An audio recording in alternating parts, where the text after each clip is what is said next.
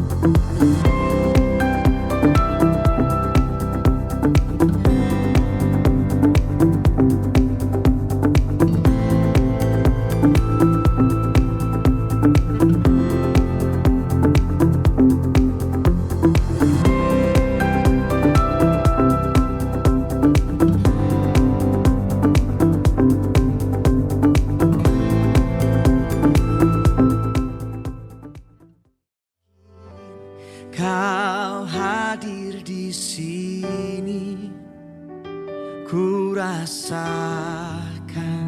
kuasa yang tak terbatas. Ku yakin melepaskan terjadi di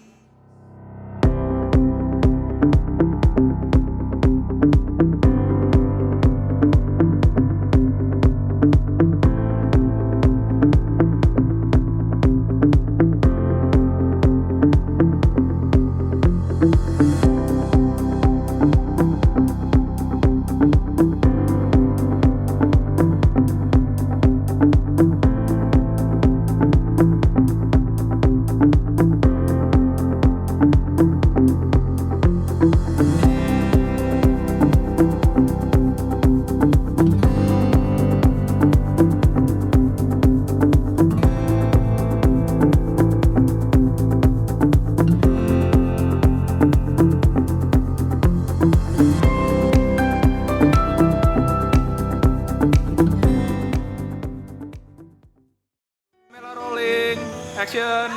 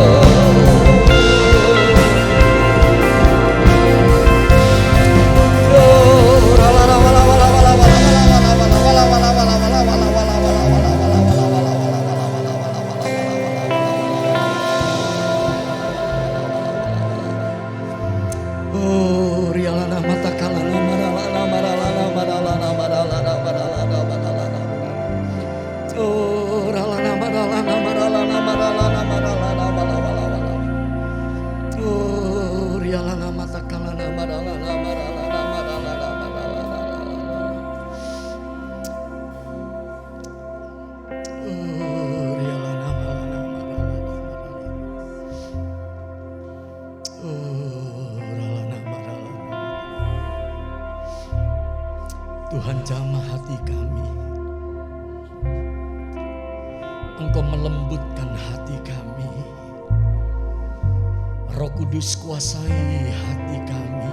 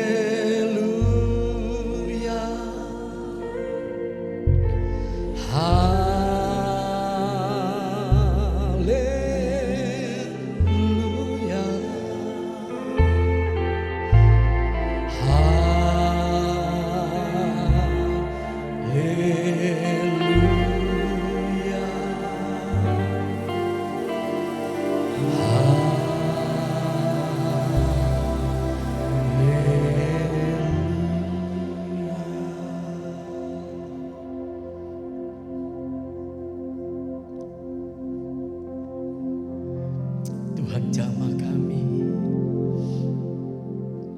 jamah kami ya Roh Kudus. Kuasai hati dan hidup kami, bimbing dan pimpin kami, dan bawa setiap kami ke kebenaran. Kuduskan dan sucikan ya Tuhan kehidupan kami, sehingga kami layak untuk menghampiri takhta kasih karunia-Mu. Dan pagi ini Engkau dimuliakan di tempat ini, Engkau disanjung tinggi di tempat ini, Engkau dihargai lebih daripada apapun juga di tempat ini. Bahkan kami melemparkan mahkota kami, kekuatan kami, kekayaan kami, sebagai rasa hormat kami kepadamu ya Tuhan. Oh, berikan hati yang baru dalam kehidupan kami, hati seorang hamba, hati yang mau sujud, tunduk dan taat kepadamu ya Tuhan. Bimbingan-Mu kami perlukan dalam kehidupan kami.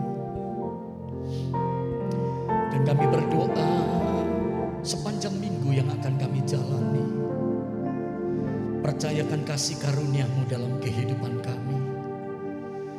Berkenanlah Engkau untuk segala sesuatu yang kami kerjakan. Kami tidak berdoa untuk berkat, karena kami tahu Engkau memberkati kami dengan berkat berlimpah-limpah. Tetapi kami berdoa, angkat iman kami, penuhi kami dengan kekuatan-Mu, bangkitkan semangat kami untuk kami boleh mengasihi-Mu, melayani-Mu, dan juga melayani sesama kami manusia. Terima kasih untuk anugerah-Mu. Kalau sebentar kami boleh mendengarkan renungan daripada firman-Mu, kiranya Engkau memberkati kami. Ini doa kami. Segala hormat, pujian, kemuliaan hanya bagi-Mu. Di dalam nama Tuhan Yesus, bersama-sama kita katakan, amin. Silakan duduk. Shalom dan selamat siang Bapak Ibu saudara yang dikasihi Tuhan. Berapa banyak Anda yang hari ini Anda melihat Tuhan itu baik dan Anda mengalami kebaikan Tuhan. Wah, puji Tuhan. Lihat kanan kiri Anda. Saya pernah membaca satu penelitian yang dibuat oleh salah satu universitas yang ada di Amerika. Dituliskan dalam penelitian itu bahwa manusia dalam satu hari itu membutuhkan sedikitnya 10 kali sentuhan. Jadi hari ini saya undang sekali lagi kita bangkit berdiri, cari 10 orang di antara kita, berikan salam dan katakan Tuhan itu baik, Tuhan itu luar biasa, Tuhan itu mengasihi-Mu. Mari kita berfilosofis sejenak saja. 10 kali udah cukup bagi Anda. Wah, puji Tuhan. Ya, puji Tuhan. Wah, luar biasa. Jemaat yang luar biasa, orang-orang percaya luar biasa, orang-orang yang dipakai Tuhan secara luar biasa. Mari berikan tepuk tangan dan kemuliaan bagi Allah kita. Haleluya. Silakan duduk kembali. Nah, amin. Nah, senang lihatnya semuanya, saudara. Nah, Bapak Ibu saudara yang dikasihi oleh Tuhan, tema yang diangkat oleh gereja kita di sepanjang daripada bulan ini yaitu ketaatan, obedience. Kalau nggak salah begitu ya Pak ya. Jadi tema sepanjang daripada bulan ini itu adalah obedience atau ketaatan. Nah, pada waktu Anda mendengar kata taat, apa yang kemudian muncul di dalam pikiran Anda? Apakah pada waktu Anda mendengar kata ketaatan atau pada waktu Anda mendengar kata taat yang kemudian muncul dalam pikiran Anda itu apa? Hal yang kemudian positif, next minta tolong diikutin, atau hal yang kemudian negatif pada waktu Anda mendengarnya. Bapak Ibu saudara yang dikasihi Tuhan, apakah kemudian Anda itu suka dengan kata taat atau ketaatan, atau kira-kira apakah Anda itu kemudian tidak suka dengan kata ketaatan? Saya percaya kalau pertanyaan ini kemudian dibagikan kepada begitu banyak orang, maka akan split. Sebagian akan berkata, saya suka dengan ketaatan, tetapi sulit untuk kemudian melakukan ketaatan. Sebagian lagi berkata, saya senang dengan ketaatan dan saya mau taat, tetapi susah untuk kemudian melakukannya. Bagaimana kita perlu untuk kemudian hidup di dalam ketaatan? Bapak Ibu saudara dikasihi Tuhan, gereja perlu mengajar dari anak-anak sampai kemudian remaja, sampai kemudian kita menjadi dewasa. Bicara tentang ketaatan itu gak pernah lulus sekolahnya. Anda lihat anak-anak pada waktu dia kecil, Anda ajarin kamu mesti taat ini, belum tentu dia bisa ngikutin. Pada waktu dia remaja, kita ngomong kamu harus lakukan ini, belum tentu juga dia sanggup untuk melakukannya. Dan bahkan pada waktu kita kemudian menjadi besar, menjadi orang mohon maaf yang berusia pun, maka kadang loh ini sangat sulit. Nah inilah proses perkembangan daripada perjalanan ketaatan. Kalau gereja, kalau kita tidak mengajar anak-anak itu sejak dini untuk kemudian berlaku taat, maka tahun demi tahun berjalan kita akan menuai dan melihat akan sangat sulit orang kemudian untuk hidup di dalam ketaatan. Pertanyaannya, apakah ketaatan itu sulit? Saya tidak menjawab mudah atau sulit. Tetapi Bapak Ibu saudara sendiri yang tahu apakah ketaatan itu mudah atau ketaatan itu sulit. Nah, kata taat atau kata ketaatan ini diambil dari bahasa Ibrani dengan perkataan shema atau sama. Yang artinya, yang maknanya adalah sikap tunduk kepada wewenang, menjalankan apa yang diperintahkan, mematuhi apa yang dituntut, atau menjauhkan diri dari apa yang dilarang. Itu kata shema yang diambil dari kata sama. Artinya tunduk kepada wewenang, menjalankan apa yang diperintahkan, mematuhi apa yang dituntut, atau menjauhkan diri dari kemudian apa yang dilarang. Dan dalam terjemahan Alkitab bahasa Indonesia, khususnya dalam terjemahan perjanjian barunya dari kata Yunani, maka Alkitab itu menyebutkan hal yang sama. Karena dalam kata Yunani, kata ketaatan itu memiliki makna mendengar, menyimpan, merenungkan, serta dicatat siap untuk kemudian melaksanakan. Nah, kepada siapa kita ini kemudian harus taat? Kepada siapa kita ini kemudian harus memberikan hormat, tunduk, dan kemudian mengikuti aturan-aturan yang kemudian diberikan? Kalau kita membaca dalam Amsal pasal 13 ayat yang ke-13, maka ayat ini berkata demikian, siapa meremehkan firman, ia menanggung akibatnya. Tetapi siapa taat kepada perintah, maka apa yang terjadi? Ia akan menerima balasan. Ada 3 payung hukum yang perlu kemudian kita ini ikutin bersama-sama. Gereja di Medan, kami pada waktu akan mengambil sebuah keputusan, atau pada waktu kita kemudian akan mengambil satu kebijakan, maka kami berada dalam 3 payung hukum yang kemudian ada di dunia ini. Yang pertama itu adalah payung hukum firman. Apakah kebijakan kita ini tepat dengan perintah Tuhan? Apakah keputusan kita ini sama dengan firman? Yang kedua adalah bagaimana dengan tata gereja? Karena pekerjaan kita, pelayanan kita itu berada di dalam lingkup gereja, lingkup rohani. Apakah apa yang kita lakukan melanggar tata gereja atau tidak? Apa yang kita kerjakan kemudian menyalahi tata gereja atau tidak? Maka itu menjadi payung hukum sehari-hari di dalam kehidupan kami berorganisasi di dalam gereja. Dan yang ketiga, apakah kemudian kita juga melanggar hukum dunia? Apakah kita kemudian bertentangan dengan hukum yang kemudian berlaku di dunia?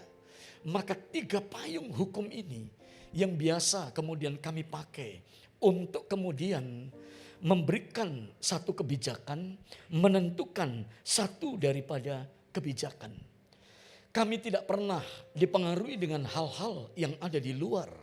Kalau kami melihat firman-Nya jelas, kami melihat tata gerejanya benar, kami melihat hukum dunianya benar, maka kami kemudian akan mengambil keputusan berdasarkan dari 3 payung hukum yang ada, yaitu hukum yang ada di Alkitab firman, hukum yang ada dalam organisasi gereja, dan yang ketiga, hukum yang kemudian berlaku di dunia ini. Saya percaya pada waktu kita mampu untuk memperhatikan 3 payung hukum ini, maka kita kemudian akan menjadi orang-orang yang mampu berjalan di dalam ketaatan. Ada perbedaan antara obedience dengan kemudian submission. Obedience itu hanya ketaatan kita itu kepada Tuhan. Di mana kita ini menundukkan diri kita kepada Tuhan yang mutlak memberikan perintah kepada kita. Tetapi submission itu adalah waktu tempat di mana kita ini menghormati para pemimpin. Kasus yang kemudian muncul di negeri kita tentang obedience dan submission ini menjadi pembicaraan ramai. Saya nggak menyebut tapi Anda pasti tahu. Bagaimana kemudian seorang pimpinan ini memberikan arahan yang salah terhadap bawahan. Dan pada waktu diikuti oleh bawahan karena perintah, maka apa yang terjadi? Hukum ini kemudian berjalan. Ada pelanggaran-pelanggaran yang kemudian terjadi. Ada pelanggaran-pelanggaran yang kemudian dilakukan pada waktu-waktu dan hari-hari yang ada di sekeliling kita saat ini. Ada perbedaan obedience, itu mutlak kita ini tunduk kepada Tuhan. Kita ini mengasihi Tuhan. Kita ini kemudian melakukan perintah-perintah daripada Tuhan. Tetapi kepada seorang pemimpin, maka kita tidak menggunakan istilah obedience. Karena obedience itu adalah ketaatan kita, hidup kita itu kepada Tuhan. Tetapi kepada seorang pemimpin, maka kita ini submission di dalamnya. Yaitu menghormati, yaitu kemudian kita ini mendukung, kita ini kemudian menundukkan diri terhadap kepemimpinan. Di mana Tuhan mempercayakan pemimpin itu untuk memimpin kehidupan kita. Dalam perjalanan kehidupan saya bertemu dengan begitu banyak pemimpin yang kemudian memimpin dan membimbing bagaimana saya kemudian bisa berjalan dan bertumbuh. Dan satu yang paling saya takutkan, pada waktu saya tidak bisa kemudian submission kepada pemimpin itu. Selalu saya kemudian belajar untuk kemudian taat dalam tanda kurung. Apa saja yang ada dalam hati pemimpin, apa saja yang kemudian ada dalam hati daripada seorang yang kemudian dipercayakan Tuhan di dalam kehidupan saya. Menjadi bapak, menjadi pemimpin, menjadi pembina. Maka saya belajar untuk kemudian mengikuti langkah daripada pribadi yang dipercayakan Tuhan dalam hidup saya. Tetapi obedience itu hanya kita kemudian berikan kepada Tuhan. Submission ini kemudian kita percayakan hidup kita itu kepada orang yang memberikan bimbingan dan pimpinan dalam kehidupan kita. Saya berdoa Bapak Ibu Saudara yang dikasihi oleh Tuhan, kita obedience, kita taat dengan Tuhan. Tetapi terhadap pemimpin-pemimpin yang berdoa untuk kita, yang memimpin kehidupan kita, submissionlah di dalamnya. Karena mereka adalah orang-orang yang dipercayakan Tuhan untuk mendampingi perjalanan kehidupan kita. Dan kita akan dibuat Tuhan berhasil dan beruntung. Katakan amin. Mari berikan tepuk tangan. Tepuk tangannya yang lebih luar biasa. Amin. Inilah yang kupunya, hati sebagai hamba yang mau taat dan setia padamu Bapa, kemanapun ku bawa, hati yang menyembah dalam roh dan kebenaran sampai selamanya. Nah, mengapa obedience, ketaatan itu begitu penting? Mari kita membaca ayat ini bersama-sama. Ulangan pasal 11. Kita baca di dalam ayat 22 sampai dengan 28. Tetapi kita baca ayat 26 sampai dengan ayat yang ke-28. Mengapa ketaatan itu perlu? Mengapa ketaatan itu penting di dalam kehidupan kita?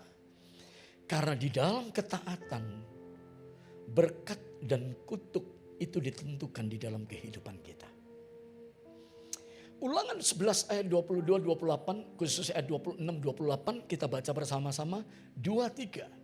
Lihatlah, aku memperhadapkan kepadamu pada hari ini berkat dan kutuk. 27. Berkat apabila kamu mendengarkan perintah Tuhan Allahmu yang kusampaikan kepadamu pada hari ini.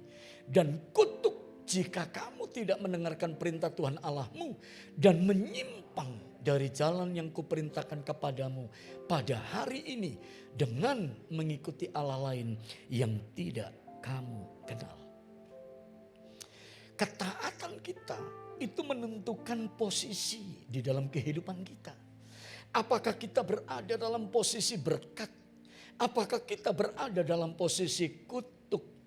Berkat yang saya maksud tidak hanya berbicara tentang materi, tetapi berbicara tentang damai sejahtera, berbicara tentang kehidupan kerohanian yang sehat, kehidupan kerohanian yang baik.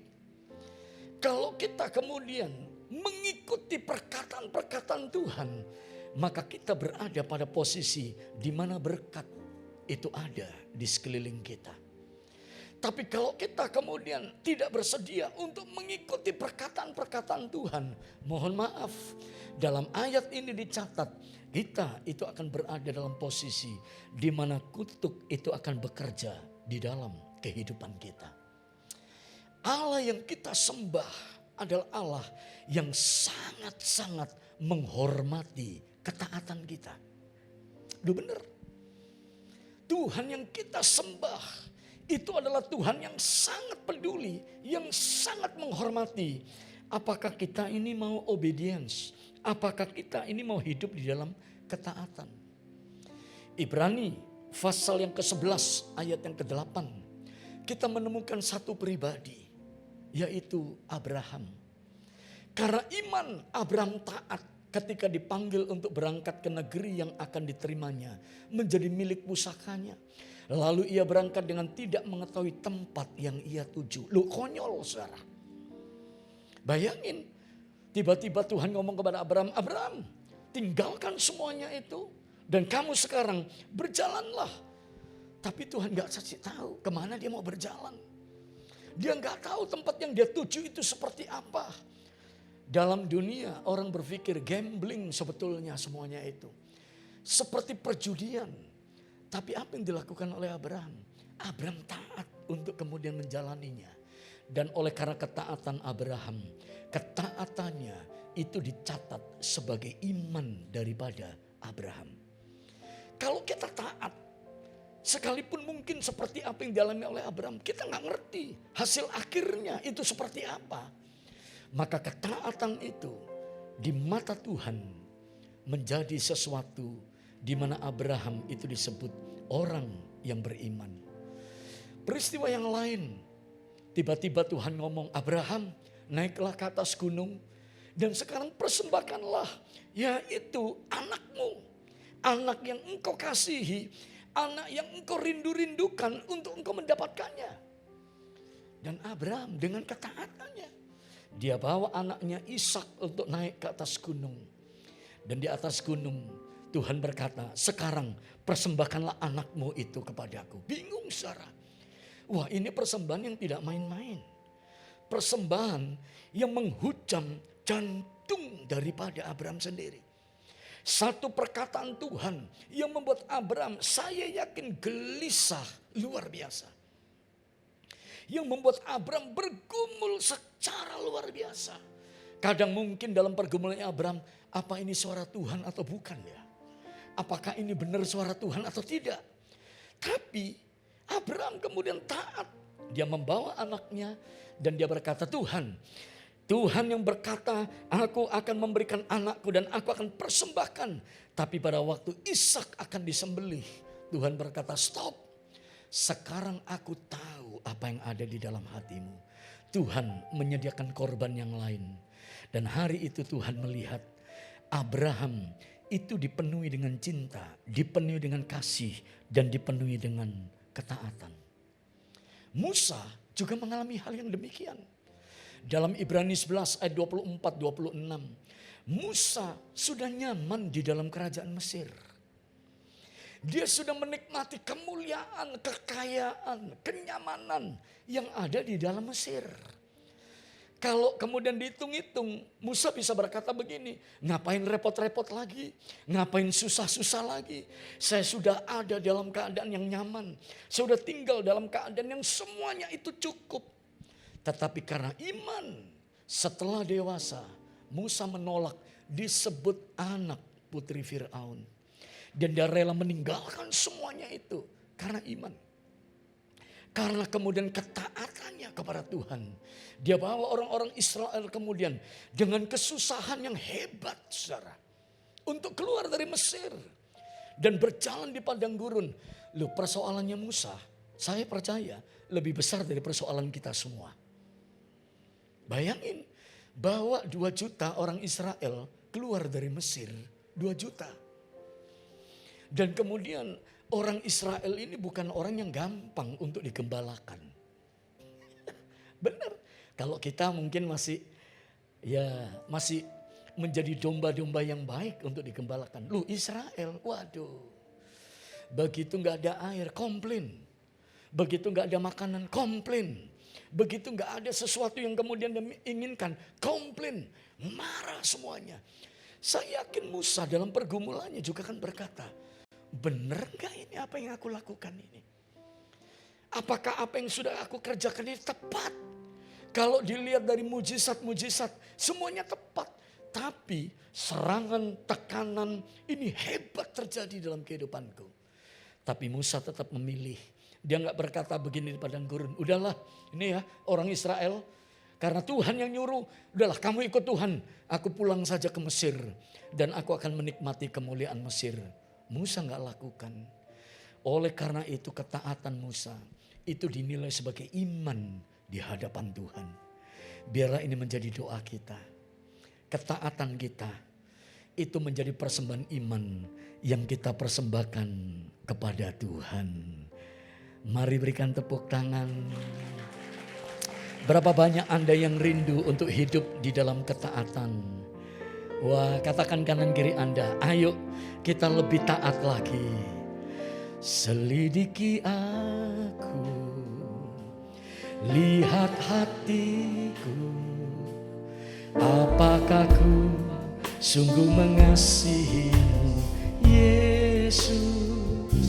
Kau yang maha tahu dan menilai hidupku, tak ada yang tersembunyi bagimu. Telah kulihat kebaikanmu yang tak pernah habis di hidupku. Ku berjuang sampai akhirnya kau dapati aku tetap setia. Pribadi yang ketiga itu ada dalam kehidupan Daud. Dalam 2 Samuel pasal yang ke-12 ayat 10 sampai dengan ayat yang ke-13. Daud itu punya masalah. Masalahnya apa? Mohon maaf, dia ambil istri Uriah dan dia bunuh Uriah dengan cara-cara yang betul-betul sebetulnya sangat licik. Dengan strategi politik yang begitu kejam, maka Uriah itu mati di medan perang dan istrinya itu diambil oleh Daud. Gak ada orang yang tahu. Orang berpikir, waduh, Uriah gugur. Padahal, mohon maaf, ada aktor intelektual di balik daripada kematian Uriah. Dan itu siapa? Temannya sendiri, pimpinannya sendiri yang namanya Daud. Daud berkata, aduh gawat, udahlah. Dia taruh di garis paling depan supaya mati. Dan begitu Uriah mati, Daud mohon maaf berpikir dia bebas untuk kemudian memiliki apa yang dia inginkan dalam hatinya. Tiba-tiba Nathan itu datang. Nathan kemudian menegur Daud dengan begitu keras. Daud bisa berkata, Nathan, Saya tidak sepakat dengan kamu. Saya raja, kamu nabi, kamu datang dan kamu menyinggung saya. Dia bisa kemudian bunuh Nathan. Tapi lihat sikap Daud dalam ayat yang ke-13. Lalu berkatalah Daud kepada Nathan, aku sudah berdosa kepada Tuhan. Dan Nathan berkata kepada Daud, Tuhan telah menjauhkan dosamu itu, engkau tidak akan mati. Daud lebih memilih untuk mengakui kesalahannya.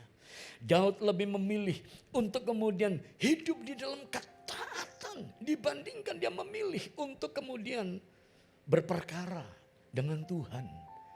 Berperkara dengan Nathan, Nathan ada di pihak Tuhan, itu sama saja dengan berperkara dengan Tuhan sendiri. Daud berkata, tidak, stop, aku mau kemudian taat. Karena aku bersalah dan aku mengakui di hadapan Tuhan seluruh kesalahanku. Dan Daud itu menjadi pribadi yang dikenan oleh Tuhan. Karena hatinya itu adalah hati yang mau berbalik itu kepada Tuhan. Mengapa Bapak Ibu Saudara kita ini harus taat? Nah ini berkat-berkatnya. Pada waktu kita ini kemudian hidup di dalam ketaatan, maka pintu mujizat itu terbuka di dalam kehidupan kita. Amin. Saya melihat jemaat-jemaat yang ada di Medan ini. Dari kondisi ekonomi yang kurang bagus. Dianggap. Tiba-tiba naik. Kemudian saya tanya. Apa sih kuncinya? Dari kemudian keadaan yang begitu kemudian tidak menyenangkan. Posisi yang tidak menyenangkan, yang tidak diinginkan oleh banyak orang. Tiba-tiba Anda berada di atas. Dia cuma berkata, Pak, setiap bulan saya itu rajin untuk kemudian membawa persepuluhan kepada Tuhan. Loh, berarti waktu Anda membawa persepuluhan itu memberikan berkat dalam kehidupan Anda. Dia berkata, bukan persepuluhannya. Tetapi ketaatan yang menyertai persembahan itu yang membuat Tuhan itu mengubah kehidupan saya. Saya ketemu dengan teman-teman yang lain, yang dulu adalah pemain bass, main musik. Pada waktu beliau, teman ini masih main musik, saudara, itu sepeda motor pun gak punya. Dia numpang, dia duduk dengan tim musik yang lain, naik motor, saudara, diantar pulang. Tapi dia setia, dia taat, dia rajin, dia main alat musik. Dari bass yang harganya murah, dia memainkan semuanya itu. Dan dia kemudian mulai memperhatikan bagaimana kemudian ketaatannya itu terhadap Tuhan. Tiba-tiba tidak dalam waktu yang begitu lama, semuanya berubah. Dari orang yang tidak ada artinya apa-apa, itu tiba-tiba menjadi orang yang diberkati dalam sisi keuangan dengan berkat yang luar biasa. Saya bertanya, bagaimana cara kamu melakukan semuanya ini? Cuman satu. Pada waktu saya kemudian taat. Pada waktu saya kemudian berjalan untuk mengikuti perkataan-perkataan Tuhan. Maka saya menemukan dan melihat mujizat itu terjadi di dalam kehidupan saya. Hari ini saya percaya kalau Tuhan memberikan tema kepada kita, obedience, ketaatan. Ada berkat yang tidak kita sangka-sangka, yang disiapkan Tuhan itu untuk kita. Ada kekuatan yang tidak kita sangka-sangka, yang diberikan Tuhan itu kepada kita. Waktu kita taat, sepanjang daripada bulan ini, waktu kita kemudian berjalan dengan pengertian-pengertian di dalam ketaatan, dengar, mujizat akan terjadi di dalam kehidupan kita. Yang mengerti katakan amin. Mari berikan tepuk tangan. Haleluya. Nah, Sadrak, Mesak dan Abednego taat. Raja berkata, kamu harus menyembah, yaitu menyembah patung. Dan kami semua menyembah patung itu. Sadrak, Mesak dan Abednego berkata begini, tidak. Sekalipun saya harus terima resiko dari semuanya ini. Tidak. Taat saya itu hanya kepada Tuhan. Dimasukkan ke dalam dapur api. Ya udah nyerah. Dia berkata, kalaupun Tuhan tidak menolong saya, kalaupun Tuhan tidak turun tangan untuk bantu saya, ya sudah. Tapi saya tetap ada di dalam ketaatan. Apa yang terjadi? Dapur perapian tidak membunuh dia. Mengapa? Karena Tuhan itu turun tangan untuk memberikan kekuatan kepada Sadrak, Mesak, dan Abednego. Dalam Lukas pasal yang kelima ayat 4 sampai dengan ayat yang ke-7. Murid-murid udah cari ikan saudara semalam-malaman. Gak dapat ikan. Gak dapat ikan. Pulang dengan tangan kosong. Pulang dengan tangan hampa. Tiba-tiba Tuhan ada sisi pantai. Berkata begini Tuhan Yesus. Tebarkanlah jalamu. Sebagian ngomong. Sudah semalam-malaman. Gak ada ikan. Ini bukan kampung ikan. Kampungnya sedang pindah. Ikan-ikannya udah pergi semuanya. Tapi Tuhan berkata taburkan. Ya udahlah. Murid-murid tak ada tabur. Jala itu dia kaget. Begitu ditarik. Gak sanggup jalannya untuk narik. Dia panggil teman-teman yang lain. Tolong ada ikan, ada ikan. Mereka rame-rame datang. Dan mengangkat semuanya itu. Kenapa? Ketaatan membuka pintu berkat yang luar biasa dalam hidup kita. Yang ketiga, kita bisa melihat contoh orang buta yang kemudian disembuhkan oleh Tuhan. Dalam Yohanes 9 ayat 1 sampai dengan ayat 11. Loh gimana cara Tuhan menyembuhkannya? Wah, gak enak saudara. Bener gak enak. Tuhan itu meludah. Maaf ini, begitu meludah, dia aduk ludahnya dengan tanah. Kemudian, sini kamu datang katanya. Begitu datang, maaf ini, ludah yang dicampur dengan tanah, ditempel di matanya, pluk, pluk. Kemudian Tuhan Yesus berkata, pergi kamu ke kolam Siloam, cucilah wajahmu. Begitu sampai di situ dicuci, langsung melek saudara, langsung lihat. Lu coba, kalau kemudian, maaf orang buta ini berkata, wah ini gak betul ini masa ludah ditaruh di mata. Gak usah, gak mau. Ya sudah, gak lihat-lihat ya saudara. Ayo kalau kita terima mujizat yang seperti itu. Kadang kita masih ragu-ragu mikir. Kalau mujizatnya, ayo sekarang dalam nama Yesus terbuka. Tiba-tiba terbuka, kita kan ngomong ya mau. Tapi kalau tiba-tiba, ayo siapa yang mau? Maaf ini, ludah ini tempel di matanya bisa lihat, bingung saudara. Wah gak mungkin ini. Tapi lihat, ketaatan daripada orang buta ini membawa berkat di dalam kehidupannya. Dia menemukan mujizat demi mujizat itu terjadi. Katakan amin. Doa saya biar kita dipenuhi dengan mujizat-mujizat. Telah kulihat kebaikanmu yang tak pernah habis di hidupku. Ku berjuang sampai akhirnya kau dapati aku tetap setia. Aku lihat kebaikanmu yang tak pernah habis di hidupku. Ku berjuang sampai akhirnya kau dapati aku tetap setia. Saya akan tutup di sini lewat 5 menit. Bagaimana kunci kita bisa hidup di dalam ketaatan? Bagaimana cara kita kemudian bisa hidup di dalam ketaatan? 2 ayat akan menutup. Yohanes 14 ayat yang ke-15. Jikalau kamu mengasihi aku, kamu akan menuruti segala perintahku. Ketaatan tidak pernah bisa dilepaskan dengan rasa cinta dan kasih. Waktu kita kemudian mengasihi Tuhan, waktu kita mencintai Tuhan, waktu kita menghormati Tuhan, maka kita akan menuruti segala perintah Tuhan. Kita akan taat. Dari sini kita bisa melihat apakah cinta kita kepada Tuhan itu besar atau cinta kita kepada Tuhan tidak dalam, dari ketaatan yang kemudian muncul dalam kehidupan kita.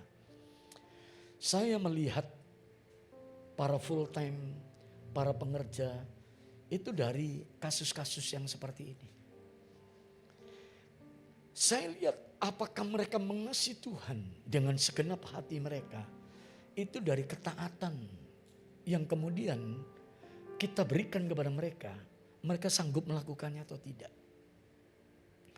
Kalau mereka kemudian tidak mau mengikuti segala perintah yang ada, maka kita tahu bahwa orang-orang yang seperti ini, orang-orang yang belum kemudian tinggal di dalam kasih dan cinta yang dalam. Kami kemudian mulai memperhatikan hal yang berhubungan dengan kasih dan cinta. Khususnya kasih dan cinta itu kepada Tuhan. Yang kedua, bagaimana kita bisa kemudian hidup di dalam ketaatan. Maka mari kita belajar dari kehidupan Tuhan Yesus. Dan dalam keadaan sebagai manusia, Ia telah merendahkan dirinya dan taat sampai mati. Bahkan sampai mati di kayu salib. Tuhan itu mengosongkan dirinya. Tuhan itu kemudian merendahkan hatinya. Pada waktu kita mengosongkan diri kita, merendahkan hati kita. Waktu kita kemudian mau mengikuti segala perintah-perintah Tuhan. Maka ketaatan itu tidak menjadi sesuatu yang sulit. Ketaatan itu akan menjadi mudah di dalam kehidupan kita. Hari ini berapa banyak sekali lagi kita mau hidup di dalam ketaatan. Ada berkat yang disediakan Tuhan. Mari kita bangkit berdiri.